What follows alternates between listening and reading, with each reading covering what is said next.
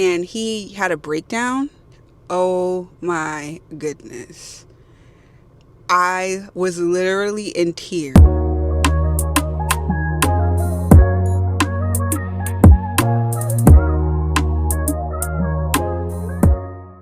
Hi, friend. Welcome or welcome back to my channel. I'm Clarissa C, or simply Clarissa, and today is a gym day.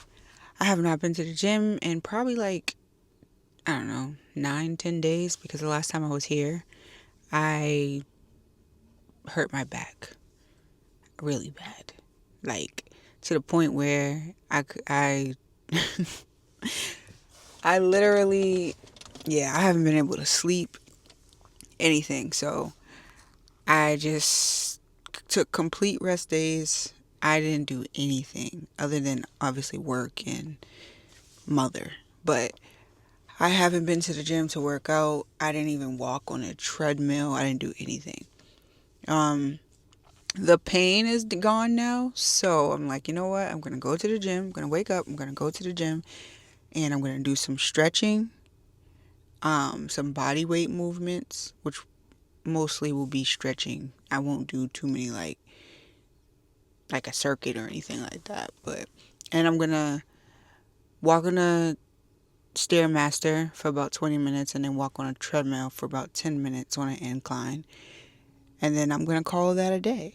So basically I'm just going to get my heart rate up, but I'm also going to continue to nurse this back because it is crazy how much pain I was in. I still have a little bit of pain, but it's not like it feels more like soreness now than it did pain.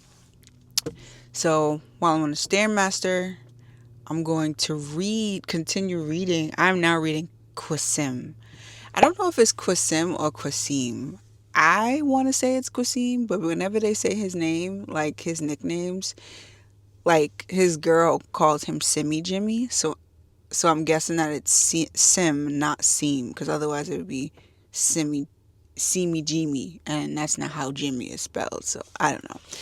But either way, I'm reading that. I just started the second book last night. I was supposed to be asleep because I knew I needed to get up to go to the gym. So I'm here at the gym later because I was up later reading. I finished book 1. Now I am on book 2. At first, I was like, I don't know if I'm really feeling this because I don't know why. So I read Don Caselli, and I really wasn't supposed to read that. I actually read 10,000 Hours with a Rich Menace, and then I read Don Caselli. And I wasn't supposed to read those before I read Quasim.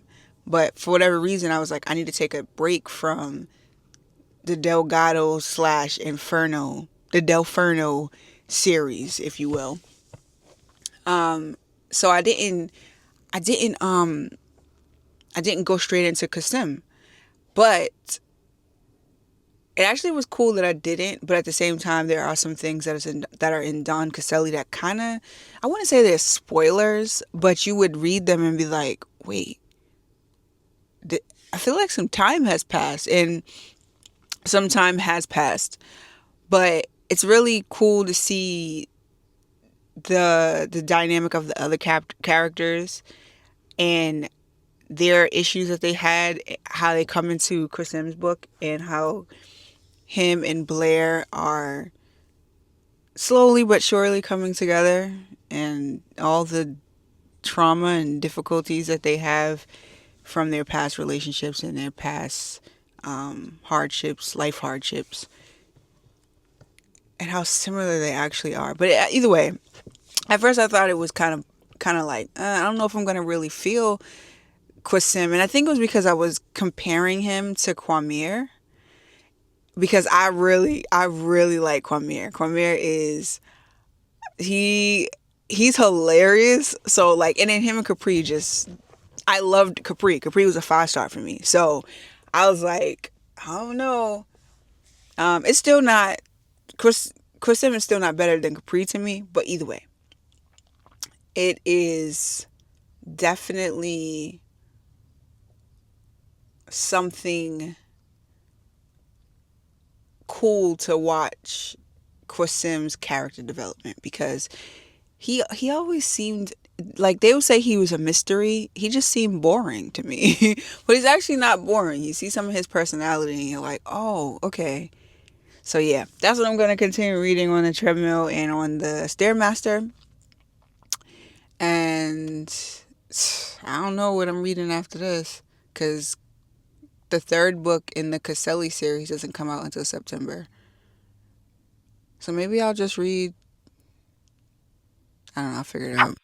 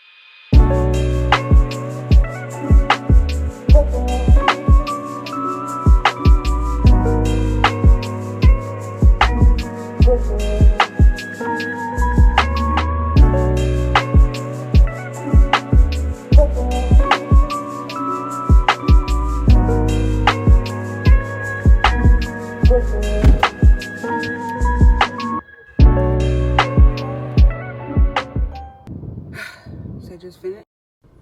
And honestly,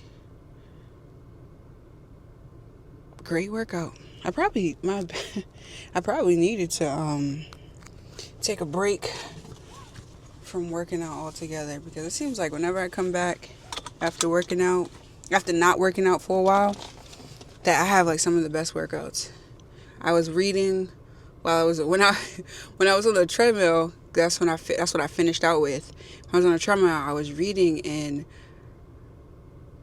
I get really, really immersed into the story, and I was like in tears, because Quasim is so like, he's so hard. Like, he don't show any emotion. He barely speak.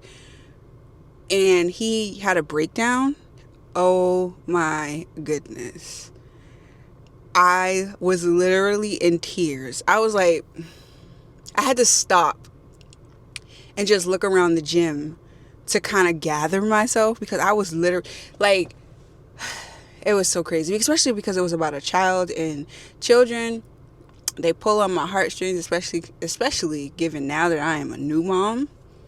Man, I don't know how anybody could hurt children or old people. It's just, there's a special place in hell for you. Like, I just don't understand, like, the innocence, and it's just, oh God. But yeah, this is she. So Jahquel J, who this Quasim is by, who wrote Quasim, in the second book she gave like serious trigger warnings. Like she gives trigger warnings in pretty much all of her books that I've read so far, but this one I feel like she was really, really reiterating what she was saying. And that part of the book, it was so, I understand why she gave the trigger warning. And I remember in one of the parts of her trigger warning, she says, take breaks as you need to. And it was like it came into my mind, and that's when I stopped and looked out over the gym and was just like looking at people for like 2-3 minutes. And then I got gathered myself and continued reading, and oh my goodness, this book, so the first book, I rated it 4 stars. This one, so far, and I'm only 21% of the way into it, but I'm probably going to rate it 5 stars. Like, it's so, the banter, there's like so much, it's so much heavy stuff, but at the same time, there's playful banter between all the friends and even the couples. And it's just, and watching grown men like love on each other and embrace each other and allow them each other to like show raw emotion other than anger is just beautiful to see. Like there are men who do that. It's just not talked about a lot. And then when you see it, even on social media, for some reason the man ends up becoming like a meme or something like that, and then we wonder why men don't show emotion. Like, nah. But anyway, I'm on my soapbox. However, my back feels really good. I didn't have any pain. I was on a Stairmaster for 15 minutes. I was gonna go for 20, but your girl was hot, and I forgot my water. So I was in there struggling with cotton mouth. And there's no water in my car, which there usually is. But my husband went to go play golf yesterday, so I'm pretty sure he probably drank all the waters that was in the car, because it was 97 degrees and he was playing golf. I haven't played golf this summer yet, and I want to. So tomorrow I'm trying to go play if it doesn't rain. He was trying to get me to go play yesterday. I said, oh nah, it's way too hot for me. I didn't even want to go outside. I did not go outside. I was like, this is crazy. But it's so crazy because even though it was 97 degrees, the morning time felt like fall. Like, it's just August and it already feels like fall. I can only imagine what the kids feel like. Like, oh man, school's about to start again. That's horrible to say, but you be feeling like that. I don't even have to go to school and I'm like, oh man, school's about to start again. Anyway, so thanks for chatting with me, friend. Thanks for being with me, friend. Thanks for coming with me to the gym and listening to me rant about my books, per usual. And like, comment, share, subscribe, all the things, if this is your vibe. And I'll see you in the next one. Okay, later.